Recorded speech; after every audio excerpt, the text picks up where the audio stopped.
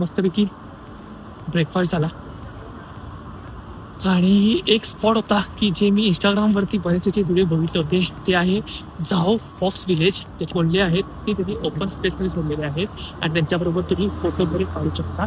आणि ती जर प्लेस तुम्हाला एक्सप्लोर करायची असेल तर पब्लिक ट्रान्सपोर्टेशनचं खूप लिमिटेशन आहे. फक्त 2च बस तिकडे जातात. सो मी आता कार रेंट केलेली आहे.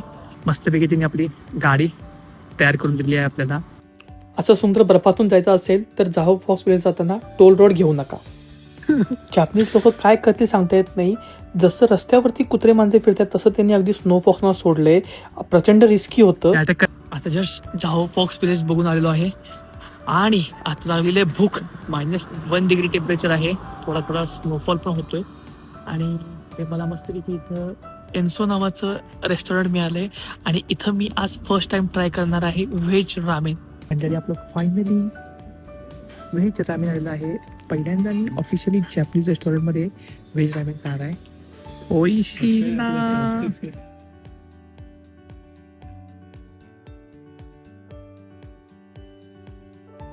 जर जाओ फॉक्स विलेजला गेला तर हा स्पॉट सुद्धा नक्की करा.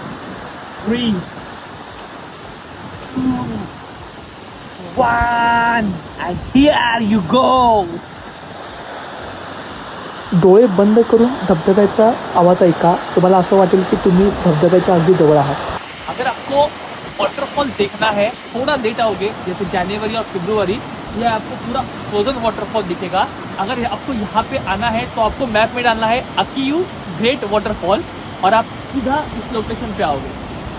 यहाँ का अभी टेम्परेचर है -2 डिग्री सेल्सियस, लेकिन हवा इतनी तेज है -6 डिग्री का फील हो रहा है. ये देखो मेरा हाथ. आणि आजच्या दिवसातला शेवटचा स्पॉट आहे सेंदाई फोर्ट.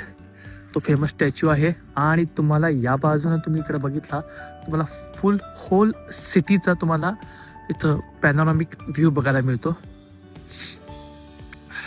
समोर तो आहे सेंदाईचा तो फेमस कॅनन आणि इथं बघू शकता तुम्ही. ही दिसते तुम्हाला पूर्ण सेंदाई सिटी.